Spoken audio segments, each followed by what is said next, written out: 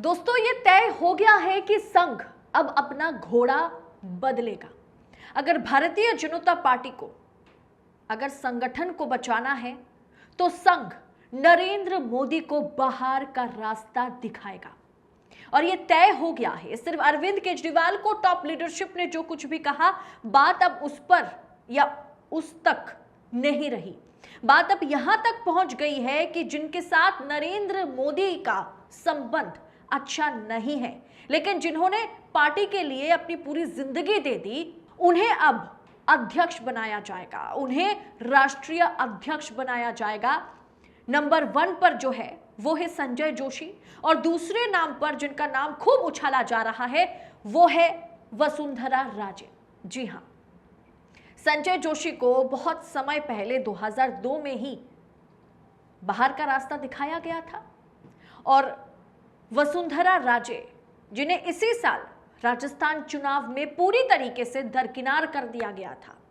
अब दोस्तों, ये दोनों ही बदला लेने को तैयार है।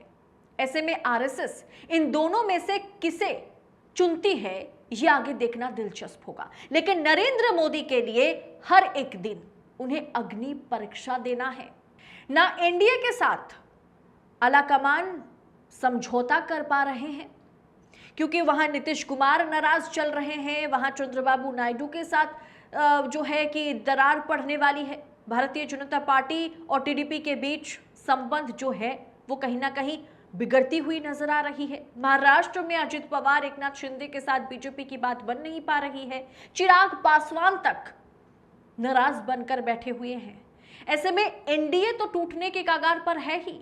अगर बीजेपी को बचाना है तो संघ ने साफ कर दिया, आरएसएस ने साफ कर दिया कि नरेंद्र मोदी अब मार्गदर्शक मंडली में जाकर के बैठेंगे। प्रधानमंत्री की कुर्सी अब उनसे छीन लिया जाएगा। यानी जो मैंने आपको शुरू में बताया कि संघ अपना घोड़ा बदलेगा। अब वसुंधरा राजे या संजय जोशी, किसको पदभार जो है संभालने का मौका मिलेगा, कौन राष्ट्रीय अध्यक्ष बनेंगे और किस तरह से वो नरेंद्र मोदी के आगे चुनौती बनकर खड़े होंगे, उसका खुलासा या आरएसएस एग्जैक्ट क्या प्लान कर रही है, उसका खुलासा खुद वरिष्ठ पत्रकार, पॉलिटिकल एनालिस्ट अशोक वानखेड़े जी करेंगे। तो चलिए सीधा मैं रुक करती हूँ अशोक वानखेड़े जी का। तो वानखेड़े जी, स्वागत है आपका देश नीति के मंच पर फिर एक बार हमारे साथ जुड़ने के लिए। प्रणाम। जी सर, क्या नरेंद्र मोदी जो है वो बस कुछ ही दिन के मेहमान हैं? क्योंकि अरविंद केजरीवाल ने कहा कि आरएसएस के टॉप लीडरशिप के साथ उनकी बातचीत हुई और इस दौरान पता चला कि नरेंद्र मोदी को अल्टीमेटम दे दिया गया है कि 75 साल वाला रूल जो है आप पर भी लागू होगा, लेकिन मोदी जी मानने को तैयार नहीं है। अब इस बीच कल शाम से ये खबरें चल रही है कि वसुंधरा राजे को आरएसएस कहीं ना कहीं प्रदेश नहीं, राष्ट्रीय अध्यक्ष के तौर पर आगे करना चाह रही है। संजय जोशी का नाम सामने आ रहा है। ऐसे में दोनों ही आलाकमान के लिए, मोदी शाह के लिए उनके नजरों में खटकने वाले आदमी हैं, चाहे वसुंधरा राजे हो चाहे संजय जोशी हो। ऐसे में आरएसएस क्या प्लान बना रही है मोदी को हटाने के लिए? देखिए अदिति जी, एक कहावत है हिंदी में, दूध देने वाली गाय सबको अच्छी लगती है, चाहे वो लात भी मारे तो भी अच्छी होती है, क्योंकि वो दूध देती है।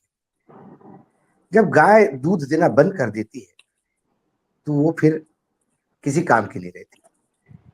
राजनीति में जब तक आप 280 पार 300 पार करते रहे तब तक आपका एक महत्व था, लेकिन 280 और 300 के साथ यदि नरेंद्र मोदी जी की शालीनता बनी रहती, सबको साथ में लेके चलने वाली जो बात थी भाजपा में, जो अटल जी आडवाणी जी के समय तक थी, 2014 तक थी, वो यदि बनाए रखते तो शायद दूध न देने वाली गाय को भी गोमाता समझ के संग पाल लेता। लेकिन ये गाय सींग भी मारती है, लात भी मारती है, संघ को डिसोन भी करती है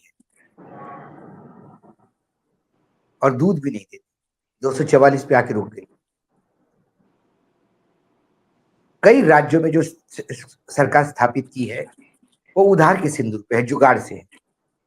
ईडी सीबीआई इनकम टैक्स का यदि इनके हाथ से निकाल दिया जाए तो किसी राज्य में अपनी सरकार नहीं बना पाएगी।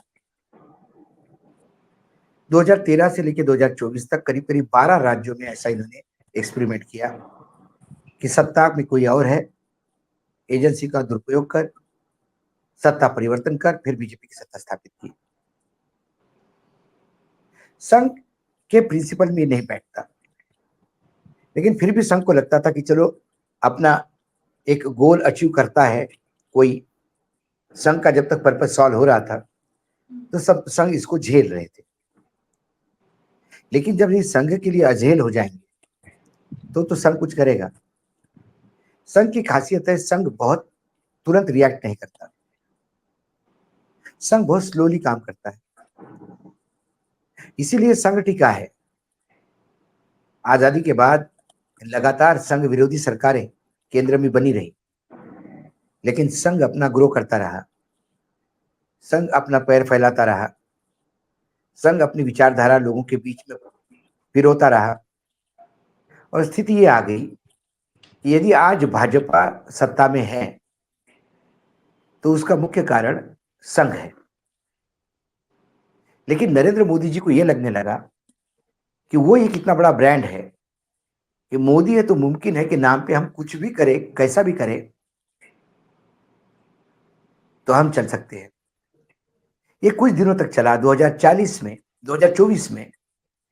240 पे वो भले ही आए, लेकिन टेक्निकली 180 पे है, क्योंकि 60 सीटें तो मशीनों के चक्कर में आ गई। जहां वोट गिरे उससे ज्यादा गिनती हुई, वो मामले पेंडिंग है, लोगों से छुपे नहीं है। तो कुल मिलाकर संघ को जब भी घोड़ा बदलते हैं, एक बार मुझे संघ के बहुत बड़े वरिष्ठ से मेरी बात हो रही थी, वो संघ समझा रहे थे। मेरे किसी वक्तव्य पे उन्होंने कहा कि तुम अभी ठीक से संघ समझे नहीं हो। तो उन्होंने कहा कि संघ का एक लक्ष्य है, वो संघ 100 साल बाद पूरा करेगा, 200 साल बाद पूरा करे, किसी को पता नहीं, लेकिन संघ अपने लक्ष्य से अलग नहीं हटता और संघ का रथ लक्ष्य की ओर चलता है। बीच बीच में जब घोड़ा थक जाता है रथ का, तो हम घोड़ा बदल देते हैं। आडवाणी जी थक गए, उनको बदल दिया। अब मोदी जी भी थक गए, उनको बदलने का टाइम आया है। लेकिन मोदी जी भी अड़े हुए हैं, उनको लगता है कि 240 भी आए वो उनके वजह से आए। संघ ऐसा कोई काम नहीं करना चाहता जिसमें पार्टी में फूट हो, लेकिन संघ भी जानता है कि जब नरेंद्र मोदी जी को लाया तो आडवाणी जी के लिए बैटिंग करने वाले लोग तो थे, लेकिन संघ का रुख देख के वो एकदम साइड को हो गए और उन्होंने फिर चुपचाप संघ का साथ लेना शुरू कर दिया। वैसा ही मोदी जी के समय भी होगा। उन्होंने एक हिंट दिया जो मुझे समझ में आया। हिंट ये दिया कि आप देख लीजिए 75 साल की उम्र हो गई, हालांकि ऐसा कोई संविधान नहीं है, भाजपा के संविधान में ऐसा कोई नहीं है, लेकिन जब जब संघ का भी एक विचारधारा है कि भाई राजनीति में नया खून आना चाहिए, नए लोग आने चाहिए, तो आडवाणी जी को, जोशी जी को, सिन्हा जी को, येदुरप्पा को, सुमित्रा महाजन जी को उम्र के तकाजे पे अपने घर बिठा दिया। सुमित्रा महाजन 5 साल फिर स्पीकर बन सकती थी, अभी भी एक्टिव है, पार्टी के लिए काम करती है इंदौर में। तो फिर अब वो उम्र की सीमा आप पे भी लागू होगी। मोदी जी के लिए सत्ता छोड़ना बहुत मुश्किल है। मोदी जी के लिए सबसे बड़ा प्रश्न है कि वो किसके हाथ में कमान सौंप के जाए जिससे उनका मान सम्मान बना रहे। आम लोग समझते हैं कि भाई मोदी जी के बाद अमित शाह, लेकिन अमित शाह से मोदी कहीं ना कहीं डरते हैं। वर्तमान में सत्ता और संगठन दोनों पे अमित शाह जी की पकड़ है। तो अपने देश में दो राजनीतिक दल है, खासकर मैं, हो सकता है मैं गलत भी हूं, एक वामपंथी दल और एक बीजेपी, जिनका अपना कैडर है। संघ के स्वयं सेवकों का लाखों के करोड़ों के तादाद में एक बना बनाया कैडर बीजेपी के पास है, लेफ्ट का अपना कैडर है, कांग्रेस का कोई कैडर नहीं। चुनाव के टाइम पे सब इकट्ठा हो जाते हैं, कांग्रेसी कहलाते हैं। चुनाव खत्म हो जाते हैं, कांग्रेसी अपने अपने काम में लग जाते हैं। बाकी राजनीतिक दल, क्षेत्रीय दल बहुत सारे, वो परिवारवाद वाले हैं, परिवार चलाते हैं उसको। तो ऐसे में जहां कैडर बेस्ड पार्टियां हैं अदिति जी, वहां संगठन सर्वोपरि होता है। चाहे आप सत्ता में हो ना हो, संगठन के हिसाब से ही सब चलता है। बीजेपी में अटल जी के समय भी संगठन मजबूत हुआ करता था। कई बीजेपी के फैसले अटल जी के टाइम पे भी संगठन के दबाव में बीजेपी को लेने पड़े, अटल जी को लेने पड़े। लेकिन 2013 के बाद सत्ता संगठन पे इतनी हावी हो गई कि पार्टी के अध्यक्ष झुक झुक के प्रधानमंत्री का स्वागत करने लगे। देखिए, जब पार्लियामेंट का कॉम्प्लेक्स है, वहां स्पीकर सर्वोपरि है। प्रधानमंत्री जी स्पीकर को अपने कमरे में नहीं बुलाते, प्रधानमंत्री मिलने जाते स्पीकर को। और बीजेपी के अध्यक्ष को मिलने प्रधानमंत्री जाते थे, ना कि प्रधानमंत्री आ रहे करके बाहर झुक झुक के नमस्ते करते थे। संगठन जिस दिन सत्ता के दरबार में नृत्य करने लगा, उस दिन से भाजपा का कांग्रेसीकरण हो गया। रबर स्टैम्प मुख्यमंत्री बनने लगे। आयाराम गयाराम का एक नई फौज तैयार हो गई। बीजेपी के अंदर ही एक नई बीजेपी तैयार हो गई, जिसको संघ से कोई लेना देना नहीं। और वो सब अपॉर्चुनिस्ट है, वो सत्ता के साथ चिपकने वाले वो चीटे हैं। जहां सत्ता का गुड़ दिखा वहां चिपक जाएंगे। आज तुम्हारे पास है, कल तुमको छोड़ के चले जाएंगे, क्योंकि वो कभी आपके थे नहीं। संघ इससे परेशान है, इसलिए संघ को एक ऐसा अध्यक्ष चाहिए जो सत्ता को भी अपने कंट्रोल में रखे और संगठन को। ऐसा अध्यक्ष कौन होगा, इसकी चर्चा है। तो ज्यादातर लोग जो नाम फ्लोट कर रहे हैं, मैं नहीं मानता कि संघ ने ही नाम दिए हैं। ऐसे में कोई भी एक जो कॉमन कैलकुलेशन है, ऐसा संगठन में कौन अध्यक्ष होगा जो मोदी जी को भी कंट्रोल करेगा, वही लोग आ सकते हैं कि जो अभी भी मोदी जी के कब्जे में नहीं है, अभी भी मोदी जी को नहीं मानते हैं, मतलब मोदी जी के सामने डट के खड़े होते हैं। कौन है ऐसे? वसुंधरा जी है, संजय जोशी जी है, राजनाथ जी तो टोटल सरेंडर हो गए। वो तो 2029 में भी मोदी जी के नेतृत्व में चुनाव लड़ने की बात करते हैं। एक चेहरा और था जिसपे संघ को बहुत विश्वास था, और वो चेहरा था शिवराज सिंह चौहान का। लेकिन पिछली बार मैं नागपुर में गया और कुछ संघ के पदाधिकारियों से मुझे मिलने का समय मिला, गणपति का समय था। तो किसी की यहाँ पूजा में एक वरिष्ठ मिले, उनने मुझे कहा कि अरे आपके मध्य प्रदेश के शिवराज जी को क्या हुआ, दिल्ली में जाने के बाद एकदम मोदीमय हो गए। तो मैंने कहा वो तो इतने साल मुख्यमंत्री बने रहे सिर्फ मोदीमय होके ही। तो वो एक है, योगी है, लेकिन योगी कभी संघ से रहे नहीं, योगी कभी अध्यक्ष बन नहीं सकते। तो संघ के पास अब बहुत क्राइसिस हो गए। वो लोग जो लोग सत्ता को भी कब्जे में रखें, और वो अध्यक्ष तय करे पार्टी का कि मुख्यमंत्री कौन बनेगा। भाई प्रधानमंत्री थोड़ी तय करेंगे मुख्यमंत्री कौन बनेगा, फिर तो वो कांग्रेस वाली बात होगी। तो बीजेपी में कहा संगठन रह गया। ऐसे में तो अगर जी, ऐसे में प्रेसिडेंट जिसे भी बनाया जाएगा, चाहे वसुंधरा राजे हो चाहे संजय जोशी हो, मोदी जी के लिए तो मुसीबत खड़ी हो जाएगी। अगर कुछ महीने भी उनके पास है, वो भी जीना उनका दुश्वार हो जाएगा। नहीं, या तो मोदी जी को संगठन के सामने नतमस्तक होना होगा,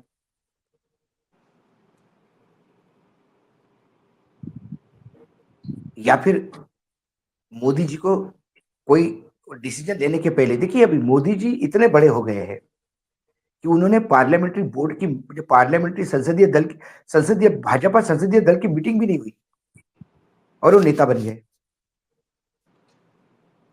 मतलब उन्होंने भाजपा को इतना ग्रांटेड ले लिया कि चुनाव के नतीजे आते से उन्होंने सीधा एनडीए के नेताओं की मीटिंग ले ली, अपने आप को एंडोर्स कर दिया प्रधानमंत्री का, राष्ट्रपति से मिल के आए और फिर एनडीए के संसदीय दल की मीटिंग हुई। एनडीए का कोई संसदीय दल नहीं होता, हर राजनीतिक दल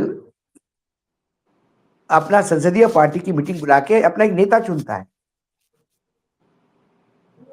और उस नेता को अधिकार देता है कि वो आगे काम करे।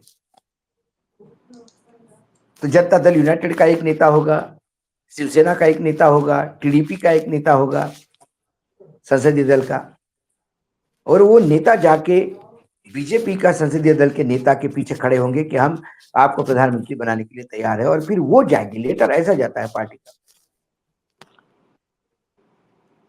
लेकिन भाजपा की संसदीय दल की मीटिंग भी नहीं हुई अभी तक, क्योंकि मोदी जी ने इस लायक समझा ही नहीं। सांसदों की हालत ये होगी कि वो क्या जानवरों का टोला है कि जहां वहां हाक लिया आपने। कुछ परंपराएं होती है प्रजातंत्र में, एक स्वस्थ परंपराएं होती है, ये सब संघ के नजर में है। लेकिन वानखेड़े सर, आपको क्या लगता है कि संजय जोशी या वसुंधरा राजे या कोई और जो भाजपा के राष्ट्रीय अध्यक्ष बन सकते हैं? कोई और भी हो सकता है, बहुत सारे लोग होंगे संघ के नजर में, लेकिन मतलब संघ ही इस बार तय करेगी कि भाजपा के राष्ट्रीय अध्यक्ष कौन बनेगा। यदि संघ को बीजेपी को बचाना हो तो, यदि अमित शाह जी ने कल अगला अध्यक्ष नियुक्त कर दिया तो फिर भाजपा का बचाना मुश्किल है। भाजपा धीरे धीरे, देखिए हर राज्य में विद्रोह है, जहां जहां चुनाव है वहां वहां भाजपा हार रही है। हरियाणा में हारती दिखाई दे रही है, जम्मू कश्मीर में भविष्य नहीं है, महाराष्ट्र में नैया डूब रही है। 4 राज्यों के नतीजे आने के बाद मुझे लगता है अध्यक्ष पद तय होगा। यानी 4 राज्य में जो चुनावी नतीजे आएंगे उससे डिसाइड होगा कि आरएसएस तय करने वाली है या आला कमान कि राष्ट्रीय अध्यक्ष कौन बनेगा। मुझे लगता है तब आरएसएस ही तय करेगी, क्योंकि इन 4 राज्यों में कोई मुझे बीजेपी जीतती हुई नजर नहीं आती। तो फिर हार का ठुकरा किसी ना किसी को तो लेना पड़ेगा अपने ऊपर।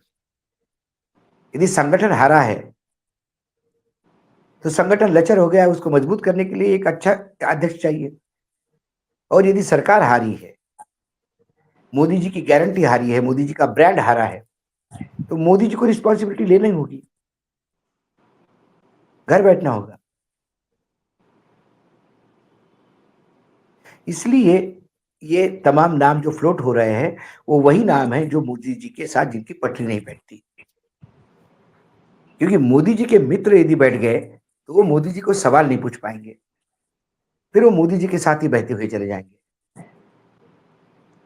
सवाल बस इतना है। यानी मोदी जी के लिए अभी फिलहाल 4 राज्य के चुनावी नतीजे तय करेंगे कि मोदी जी कुर्सी पर होंगे कि नहीं होंगे। बहुत मायने। लोकसभा चुनाव में उतना प्रेशर नहीं था जितना प्रेशर इन 4 राज्यों के नतीजे पर है। 370 पार आता तो फिर सवाल ही नहीं उठता। 370 पार आता तो फिर मोहन भागवत जी को अपनी चेयर संभालना मुश्किल हो जाती। हो सकता मोदी जी रिसीवर बिठा देते संघ पे, बोलते मोहन भागवत जी संघ की ठीक चला नहीं पा रहे, दूसरा आदमी होगा। गुजरात से कोई आता, वो चलाता। यानी 303 से क्या 240 पर आए, पासा ही पलट गया। राजनीति में अदिति जी आदमी के वजन से, आदमी के सीने की साइज से, आदमी की बोलने की ताकत से आपकी वैल्यू तय नहीं होती। आपकी कीमत तय होती है आप कितने सांसद के साथ खड़े हैं, ये इंपॉर्टेंट है। 300 से आप 240 पे आ गए, आपकी करारी हार है।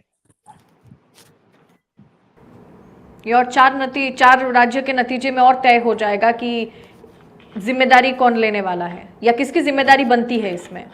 जी बिल्कुल। जी, बहुत बहुत शुक्रिया सर देशनीति के मंच पर आने के लिए। धन्यवाद सर आपका।